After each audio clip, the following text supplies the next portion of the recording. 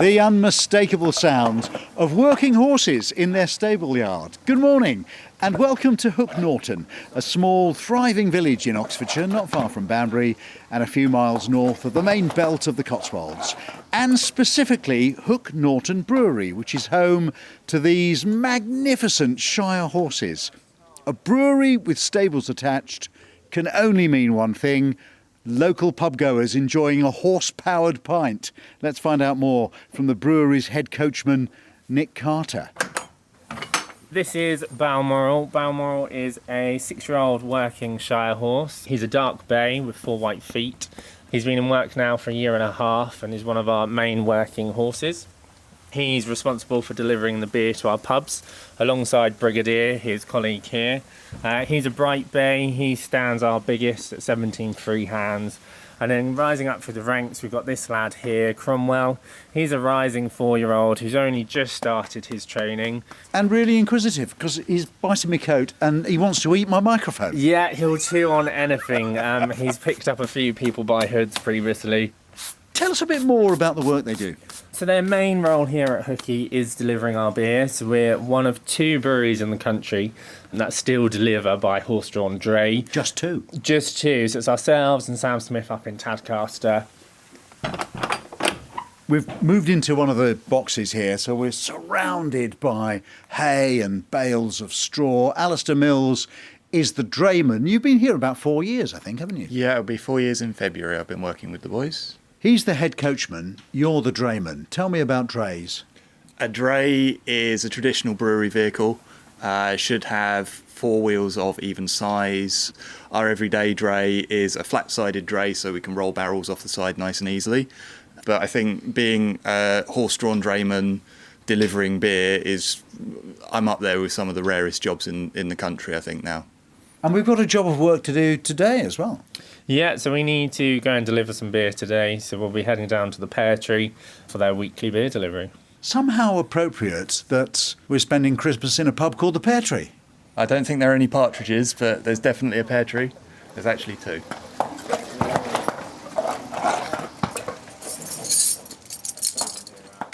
So I'm just popping on his traditional harness. So he's wearing his full collar and a big piece of harness around their necks. The brass is shining. It's all as traditional as we were all those hundreds of years ago. Now, to me, that looks like a bucket of chains. But to you, Alistair? It's a bucket of chains. Heavy horses, because they pull such a big weight, they would have used chain traces like this, traditionally actually made piecemeal quite often by ladies in forges in their back gardens, pretty much. I've actually been working heavy horses for about 8 years now, but I've done agricultural work, a lot of land management with the horses, carriage rides, all sorts of bits and bobs. I like remembering what these horses used to do for us and keeping alive what they still can do for us going forwards in the future. A crucial part of the whole day today is, of course, attaching the horses to the dray. And you did that expertly because you were turning them around and reversing them in a really tight space. Yeah, so it's really important that they're sort of nimble when it comes to attaching and they're able to wiggle into tight spaces and out of tight spaces.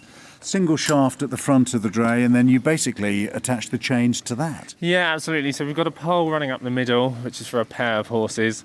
These guys weigh the best part of a ton. So when it comes to moving backwards, shimmying their feet around, they've got to trust that we're not asking them anything that they can't do already. Good lad, come back. Back. Good lad. Like all native breeds, it's a numbers game. So what is the state of the Shire Horse today? Victoria Clayton is the Chief Executive of the Shire Horse Society. So the Shire Horse at the moment, in terms of our breeding numbers, are fairly static for the last few years. We're breeding probably around 250 foals a year, which sadly still means that we are on the at-risk register. But ultimately, it is a cost factor, which is huge. These horses are not cheap to keep and breed. And so we have to be very, very grateful to the dedicated band of breeders that we've got up and down the UK. What we'd love to see in the future is obviously a resurgence of breeders. These horses can be used ridden one day and driven the next. So they really can be a family horse. And I think that is the key to these horses. So unfortunately, I don't think we're going to see them back in towns and cities working like we did in the past. But I think we will certainly, hopefully, see them anyway in people's leisure plans for many, many generations to come. That's Victoria Clayton from the Shire Horse Society. Okay, big man. Walk up. Oh boy, that's so well done. This is Cromwell. We've currently got him pulling a tyre behind him. What we teach them is that sensation of something following them, chasing them, and also the sensation of a little bit of weight in that collar for him to push into and to pull along behind him. It's quite a small tyre. Being a prey animal, they'll naturally run away from something that frightens them. And because I'm not worried, he doesn't need to worry. And he's doing a cracking job. I just wish every horse was as easy as this fella. Stand. It's obvious that tradition and heritage are important here, as I've been finding out from one of the brewery's management team, Mark Graham. Welcome to the Brewhouse. We are standing in the Tower Brewery, 5 stories of Victorian engineering, established in 1849, built in the 1900s, packed full of beer, obviously, and also lots of the original kit engineered by the Victorians to help us produce our wonderful beer. Now, most breweries, Mark, stopped delivering with horses generations ago. Why do you continue? It's part of the fabric, part of the tradition. It's just a lovely way to deliver beer.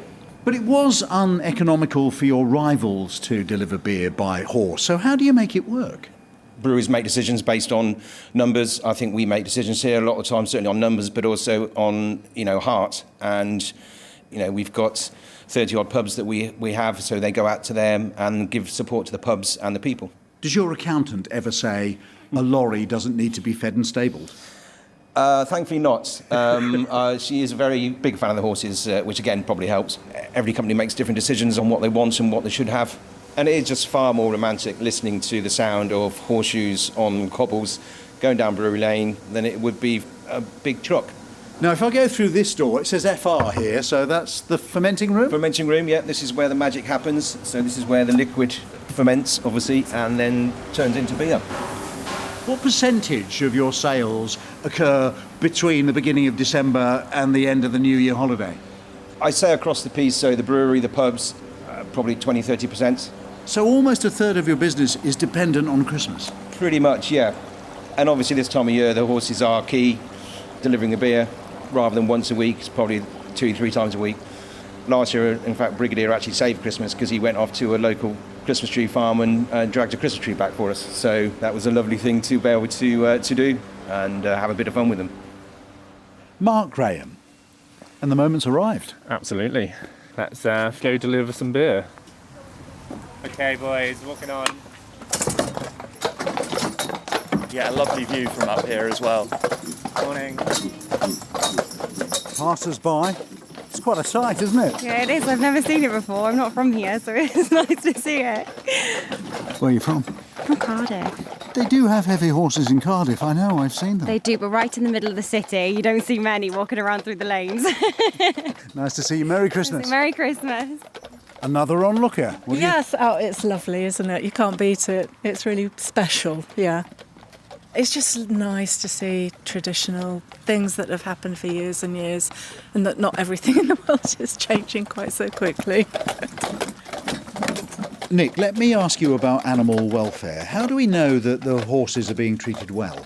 Good question. So our stables are open to the public all the time, so people can come and see these horses. We've recently earned our performing animals licence, so that's an inspection from the local authority. We're also an approved Shire Horse Centre, so that comes with a degree of assessment. But ultimately, I think for us, these aren't just working animals, they are our colleagues. The finances of this are fascinating. Do the horses make money? They do. So they make their own money, whether that's through weddings, funerals, private events.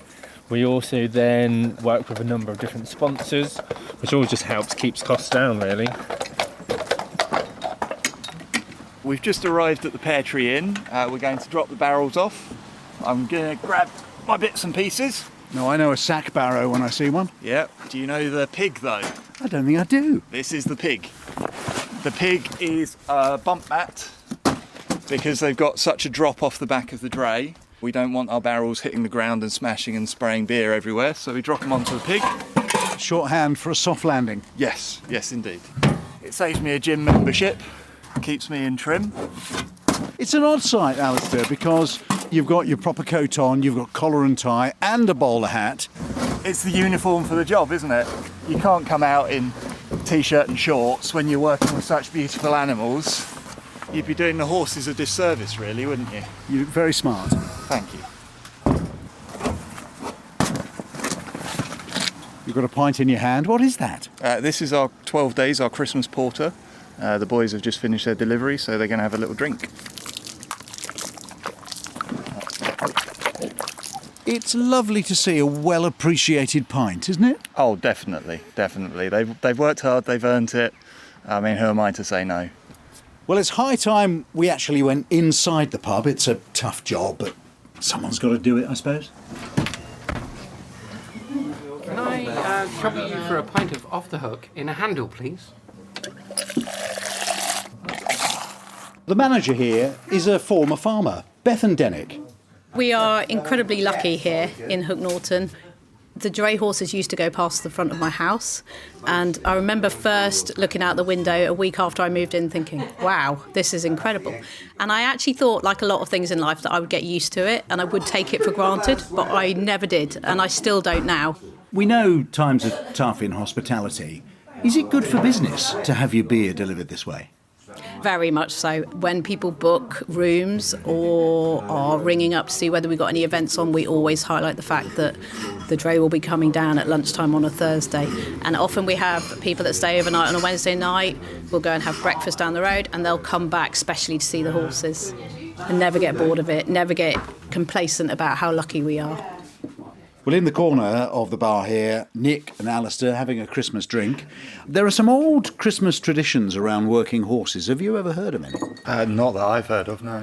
Boxing Day, also known as St Stephen's Day, on the Feast of Stephen and all that, was the patron saint of horses. And in the old days, horses were ridden into church on Boxing Day to be blessed by the priest. I haven't come across that one. I've heard it happen, but not on Boxing Day. Oh, we should give that a go. And in Norfolk, it was the custom for coachmen, so just like you, Nick, to give a piece of Christmas pudding to their horses to bring them good luck in the year ahead. I think we could. I think our boys would be up for that. Yeah, they like a hobnob. They probably have a bit of Christmas cake. Absolutely. These days, that would probably come with a health warning. Check with the vet first. Possibly. I think they've probably eaten worse, in fairness.